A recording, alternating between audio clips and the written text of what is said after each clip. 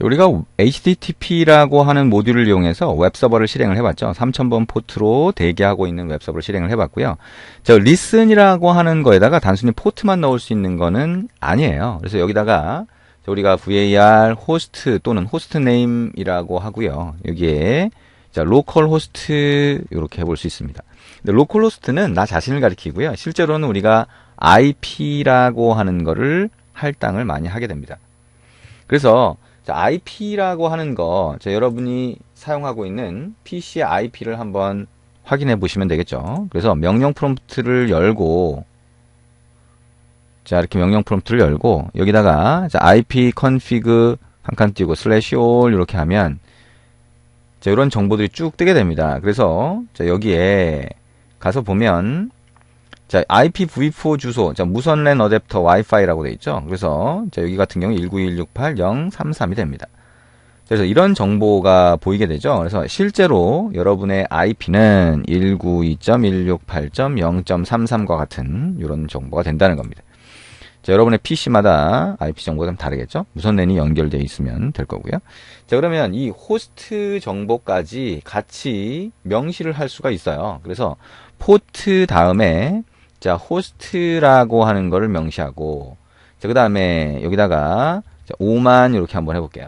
이거는 백로그라고 해서요. 실제로는 동시에 접속할 수 있는 클라이언트의 수와 매칭이 됩니다. 그래서 동시에 접속할 수 있는 클라이언트 수가 일반적으로는 이제 성능 문제 때문에 제한을 많이 두거든요. 그거를 5만 개까지 허용을 하게 만드는 그런 수치가 되겠습니다. 그래서 결국에는 웹서버가 실행되었습니다 해서 포트 말고 호스트 정보까지 같이 기록을 한 거죠. 그래서 이거를 이런 식으로 호스트와 포트 정보를 같이 기록할 수 있겠죠. 여기는 이제 화살표 형태로 한번 해봅니다. 컨트롤 S로 저장을 했고요. 기존 거는 중지를 시키고 다시 실행을 해보면 여기에 5만이라고 하는 게 숫자가 돼야 되나요? 콤마가 필요하겠죠? 콤마가 없어서 그런 거고요. 여기에 다시 실행을 해봅니다. 웹서버가 실행되었습니다. 이렇게 나오죠? 그래서 이게 이런 형태로 해서 실행할 수 있다라고 하는 거 생각을 하시면 됩니다. 그래서 실제로 이제 서버를 실행할 때, 웹서버를 실행할 때 저런 형태의 정보를 같이 넣어주게 됩니다. 그리고요, 이거를 이제 조금 더 변경을 한번 좀 시켜봅니다. 그래서 이 HTTP라고 하는 웹서버, HTTP 모듈을 이용해서 실행하는 웹서버가 있으면, 그게 가만히 있지는 않을 거 아니에요. 그죠? 아까처럼 응답없이 지금처럼 응답없이 가만히 있으면 얘가 웹서버 기능을 제대로 할 수가 없겠죠. 그래서 클라이언트 연결이 딱 됐을 때, 그때 이벤트를 발생을 시켜요. 그 다음에 클라이언트가 뭔가 요청을 보냈을 때 이벤트를 발생을 시킵니다. 그래서 그때마다 여러분이 어떤 행위를 할 수 있도록, 기능을 넣어줄 수 있도록 그렇게 지원을 하는 거예요. 그래서 이벤트라고 하는 거, 우리가 이벤트 알아봤죠, 그죠? 이밋으로 보내고 on으로 받는다. 그래서 이벤트라고 하면 기본적으로 on이라고 하는 걸로 처리할 수 있는 함수를 등록한다라고 생각하시면 편합니다. 그래서 이제 이거를 뭔가 연결이 됐는지, 응답을 받았으면 어떻게 처리할지 이거를 한번 만들어 봅니다. 왼쪽에다가 파일을 만들기를 하고요. 그 다음에 ch05 test2.js라고 하는 파일을 만듭니다. 이거는 중지를 시키고요. 그냥 이거는 열어놓은 상태로 그대로 한번 입력을 해볼게요. 그래서 var http 이제 그냥 쭉 이어서 쓰겠습니다. require 라고 하고 HTTP라고 하면 HTTP 모듈을 사용하겠다라고 하는 의미가 되고요. 그 다음에 HTTP에서 create server라고 하는 메소드를 실행을 하게 되면 서버 객체가 만들어지죠. 웹서버 객체가 될 거고요. HTTP 서버 객체 이렇게 불러도 될 것 같습니다. 그러면 이걸 가지고 이제 서버를 실행을 한다. 어떻게 돼요? server.listen이라고 하는 메소드를 호출한다. 근데 어떻게 할 거냐? var host라고 하는 게 있을 거고요. 192.168.0.33 여러분은 이제 다른 IP로 하시면 되고요. var port라고 하는 거는 3000번 포트로 대기하겠다. listen이라고 하는 데서 포트 번호, 호스트 명이 되겠죠. 그 다음에 백로그, 자, 그 다음에 콜백 함수. 콜백 함수는 웹서버가 정상적으로 실행됐을 때 호출된다. 자, 콘솔.log라고 하고요. 웹서버 실행됨, 여기까지만 그냥 출력을 할게요. 자, 이게 우리가 지금까지 했던 거예요. 그죠? 자, 지금까지 했던 거 그대로 한번 다시 입력을 해본 겁니다. 여러분도 반복해서 입력하는 거를, 지겨워하거나 내지는 힘들어하거나 이렇게 하시면 안 돼요. 계속 반복해서 자꾸 입력을 하셔야 되죠. 자, 그래서 반복해서 입력하는 게 너무 지겹다라고 하는 게 결국엔 여러분이 익숙해졌다는 거예요. 그래서 계속 반복해서 입력해 보시기 바랍니다. 자, 우리가 이 서버 객체에 보면 on이라고 하는 함수가 있어요. 자, 서버 객체가 이벤트 이미터를 상속하나 보네요. 자, 제가 지금 하는 얘기가 이해가 안 되면 자, 이벤트라고 해서 설명했던 부분을 다시 보시면 됩니다. 근데 어쨌든 자, 커넥션이라고 하는 이벤트가 발생했을 때 콤마 펑션이라고 해서 이 콜백 함수를 실행해 주세요 라고 한 겁니다. 자, 그럼 커넥션이라고 하는 거는 클라이언트가 접속할 때고요. 그러면 내부적으로 소켓이라고 하는 게 만들어집니다. 그거를 그대로 이렇게 리턴을 해줘요. 자, 그러면 소켓이라고 하는 게 파라미터로 전달되면, 리턴이 아니라 파라미터로 전달되는 거죠. 그래서 파라미터로 전달이 되면, 자, 소켓이 접속됐다라고 하는 거를 출력해 볼 거예요. console.log라고 하고요. 자, 클라이언트 소켓이 접속했다. 또는 클라이언트가 접속했습니다. 라고 출력해 볼 수 있겠죠. 그래서 책에 보시면 클라이언트가 접속했을 때 클라이언트의 IP와 포트도 확인할 수 있는 거를 볼 수 있죠. 그죠? 확인하는 거를. 그래서 그거는 단순히 여러분이 그 소켓에서 어드레스라고 해서 참조를 하시면 돼요. 자, 그거는 뭐 필요하면 여러분 넣어보시고요. 그 다음에 server.on이라고 하는 메소드를 호출하면서 이번에는 request 라고 하는 이벤트를 받아볼 수 있어요. 그리고 펑션이라고 해서요. 자, REQ와 RES 객체를 파라미터로 전달받을 수 있습니다. 이거는 클라이언트가 요청하는 경우에요. 자, 요청이 딱 들어오면 자, 이렇게 REQ와 RES 객체를 전달하는데 REQ는 요청 객체, RES는 응답 객체입니다. 그래서 응답을 보낼 수가 있어요.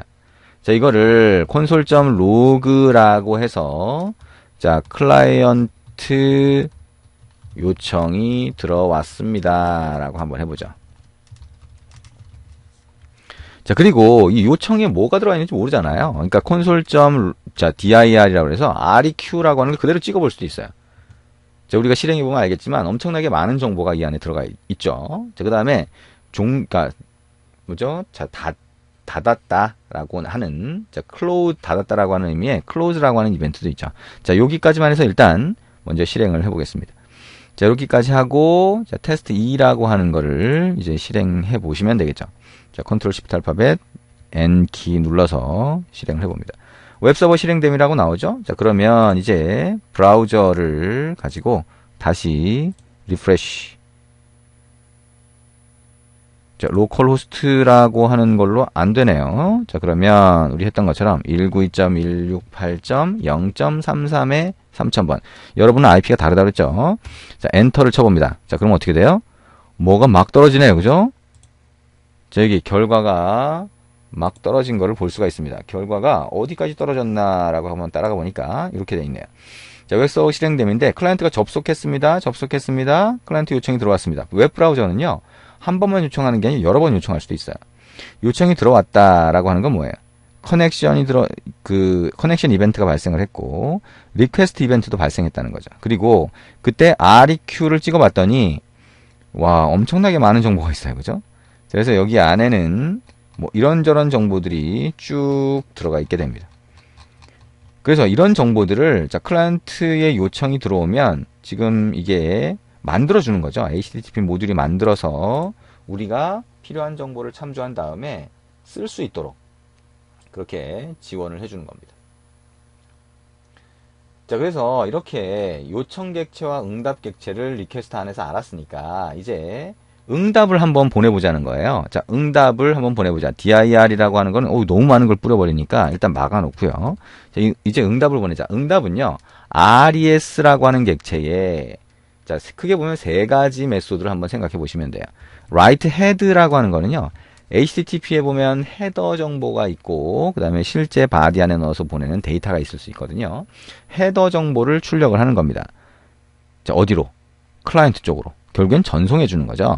그래서 200이라고 하는 거는 정상이라고 하는 의미가 되고요. 콤마를 하고 객체를 전달하는데 자, 컨텐트 타입이라고 하는 헤더가 있어요. HTTP는 표준이죠. 그 표준 헤더가 있고요. 텍스트 슬래시 HTML이라고 하면 HTML 파일을 전송하겠다. 세미콜론. 자, 캐릭터 셋이라고 하는 거를 UTF-8로 지정하겠다. 자, 이렇게 넣어주면 이게 헤더 정보가 됩니다.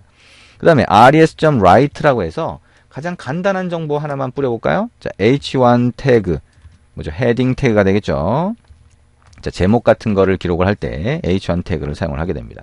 자, 그리고 이거를 웹 서버로부터 받은 응답. 자, 이렇게 해서 해주고요. 그 다음에 res.end라고 하는 메소드를 호출할 수 있는데 이때 전송을 하게 됩니다. 자, 결국에는 write라고 하는 게 실제 웹페이지의 내용을 응답으로 보내주겠다라고 하는 얘기가 되겠죠. 자, 컨트롤 S를 하고요. 자, 기존 거는 중지됐는지 확인을 하시고, 그 다음에 다시 실행을 하시면 웹서버 실행됨이 나오죠. 그 다음에 웹 브라우저를 다시 열고, 자, 이번에 엔터를 칩니다. 그럼 어떻게 돼요? 이렇게 응답이 옵니다. 자, 우리가 h1 태그를 이용해서 보낸 웹페이지 정보가 그대로 보인 거고요. 실제로 눈에 안 보이지만 헤더 정보에는 이게 포함돼서 전송이 되게 됩니다. 자, 여기까지 해서 우리가 HTTP라고 하는 모듈을 이용해서 웹 서버를 만들어 봤고요. 실제 웹 브라우저에서 접속도 해봤습니다.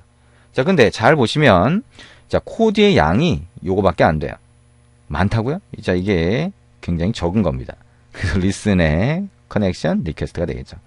자, 물론 제대로 처리하려면 이거보다는 훨씬 많아지겠죠. 근데 이제 점점 보면서 여러분 느끼시겠지만 노드.js는 상당히 많은 부분을 이미 다른 사람들이 다양한 모듈로 만들어 놨습니다. 그래서 웹 서버를 구성할 때도 자, 다른 사람들이 만든 자, 그런 기능들을 이용해서 여러분이 구성을 하게 됩니다. 자, 간단하게 정리하고 보도록 하겠습니다. 자, 보면 지금까지 우리가 한 내용들 정리 한번 해보죠. 그래서 자, 우리가 응답을 보낼 때 res라고 하는 객체가 파라미터로 전달되니까 거기에 write head, write end를 이용해서 응답을 보낼 수 있다. 그렇죠? 그리고 응답을 보내게 되는 과정을 한번 보면 자, 웹 서버가 3000번 포트로 실행이 되어 있죠. 그리고 HTTP 모듈을 사용해서 실행이 된 겁니다. 그러면 클라이언트가 접속을 하면 커넥션, 요청을 보내면 리퀘스트, 이벤트가 발생하는 거죠. 그죠? 그 다음에, 자, 이거를, 자, 응답으로 보내고 싶다라고 하면, res 객체를 이용해서, 자, write head, write end, 이 메소드로 전송할 수 있다라고 하는 겁니다.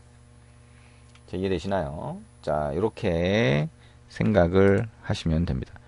자, 그래서 웹페이지를 h1이라고 하는 헤딩 태그만 보내도 웹브라우저가 일단 표시는 하지만 정상적으로 보내면 자, 이런 정보들이 가장 간단한 정보로 넘어갈 수가 있겠죠. 자, 그래서 이렇게 보내도 여러분이 그 결과를 확인하실 수가 있습니다. 자, 어떤가요? 자, 웹 서버라고 하는 걸 이제 처음으로 만들어 봤는데 여러분이 지금까지 준비하신 거, 자바스크립트에 대한 핵심 내용, 그 다음에 뭐 노드.js의 기본적인 내용, 이거 본 게 도움이 되나요? 네. 그런 것들이 지금 다 쓰이지는 않죠. 근데 어쨌든 여러분이 기본적으로 준비했던 내용들이 자, 이걸 이해하는데 자, 상당히 많은 도움이 됐을 거라고 생각이 됩니다. 특히나 이제 콜백 함수라고 하는 거 이제 점점 익숙해져야 되는 단계가 되고 있죠. 자, 이렇게 해서 웹 서버까지 같이 한번 만들어 봤습니다.